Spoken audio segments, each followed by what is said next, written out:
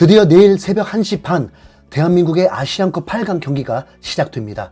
상대는 B조 1위로 올라온 호주인데 16강에서 인도네시아를 4대 0으로 격파하고 먼저 8강에서 기다리던 상황입니다. 인도네시아는 D조 3위였지만 3위를 한 6개의 팀들 중에 가까스로 4위를 하면서 16강 꼴찌로 올라온 팀인데요. 신태용 매직으로 16강 진출에 성공했지만 사실 16강 최약체라고 봐야 했습니다. 호주는 대진 운과 일정까지 매우 유리하게 돼서 지난 일요일에 4대0 대승을 한 뒤에 6일이나 휴식을 할 수 있었죠. 반면에 한국은 다소 실망스러운 경기력으로 생각지도 못했던 조 2위를 하면서 F조 1위인 사우디와 승부 차이까지 간 끝에 겨우 8강 진출에 성공했고, 일정을 보면 3일 만의 경기라 체력적인 문제가 심히 우려됩니다. 특히 캡틴 손흥민의 부담이 매우 심해 보이는데 조별 예선 3경기와 16강 사우디전까지 손흥민은 단 1분도 쉬지 않고 계속 뛰었습니다. 그리고 항상 조별리그 경기가 끝나자마자 언론들과의 인터뷰에도 꼬박꼬박 참여했다 보니까 피로가 풀릴 시간이 더욱 적었고요.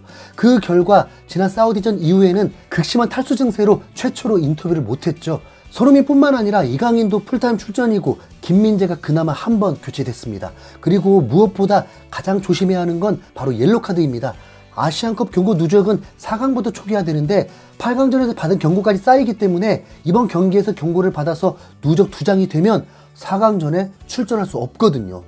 현재 경고 1장을 받은 한국 선수는 총 10명으로 박용우, 김민재, 이기재, 조규성, 손흥민, 황인범, 오연규, 이재성, 김영권, 이강인까지 누가 봐도 현 핵심 멤버들이 골고루 1장씩 경고를 받았습니다.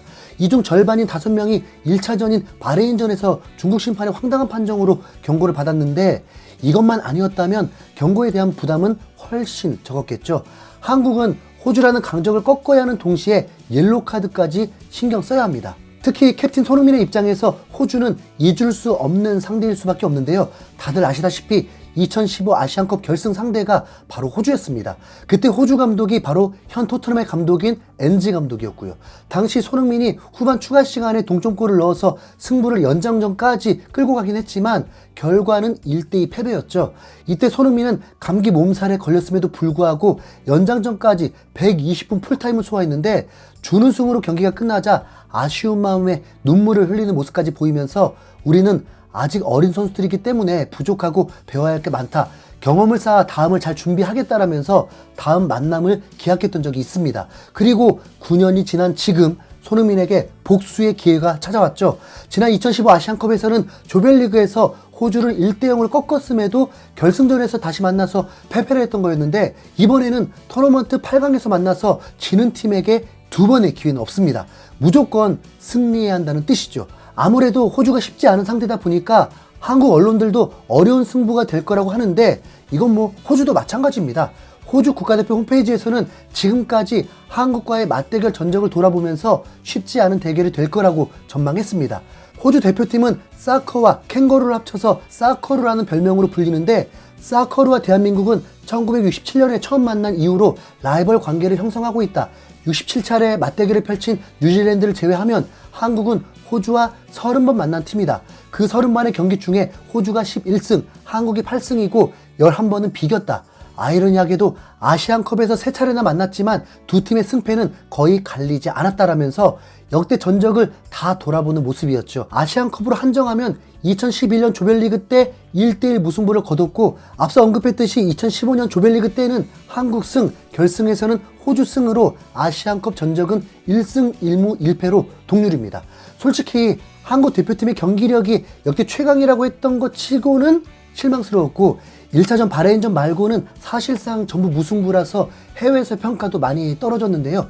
기존에 한국이 우승 확률 2위라고 했던 통계 전문 매체인 옵타의 우승 예측 결과도 2월 기준으로 바뀌었습니다.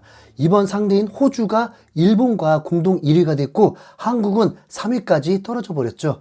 아마 조별리그 및 16강 때 보여준 성적을 추가적으로 반영한 결과인 듯한데, 호주와 일본의 우승 확률이 20.4%였고 한국은 16.3%로 3위였습니다. 4위가 카타르로 16.2%, 5위 이란이 14.8%, 이후에 우즈벡, 요르단, 타지키스탄 순입니다. 한국과 호주의 맞대결에 대해서는 한국 승률이 46%, 호주 승률이 54%로 호주가 소폭 높게 나왔습니다. 이 승리 확률에 대한 자세한 설명은 없었고 단순히 퍼센트만 나왔다 보니까 무슨 이유로 이런 결과가 나왔는지는 모르겠지만 한국을 응원하는 입장에서 보면 결코 유쾌한 수치는 아닙니다. 대한민국의 승률이 50% 이하로 떨어진 게 이번 경기가 처음인데 긍정적으로 보면 호주와의 8강에서 이기면 4강 상대는 타지키스탄이나 요르단 둘 중 하나입니다. 이미 여러 차례 느꼈듯이 당연히 어떤 팀이 상대라도 방심은 금물이지만 이란이나 일본, 카타르를 만나는 것보다는 타지키스탄이나 요르단을 만나는 게 더 유리한 건 사실이잖아요. 네. 그러나 그러려면 먼저 호주를 꺾어야 합니다. 최약체를 만났던 16강전 성적을 제외하면 호주는 조별리그 3경기 동안 4득점 1실점으로 한 골밖에 안 먹은 수비력이 장점이지만 동시에 득점 역시 4골밖에 안 됩니다. 반면 한국은 조별리그 3경기 8득점 6실점으로 최악의 수비력을 보여줬지만 또 공격력만큼은 확실히 보여줬는데요. 거기다 한국은 이 대회의 평균 점유율 68.7%로 1위, 경기당 유효슈팅 6.8개로 1위, 코너킥 38개로 1위, 빅찬스 개수 14개로 1위. 와, 이미 공격력 최강을 증명하고 있습니다.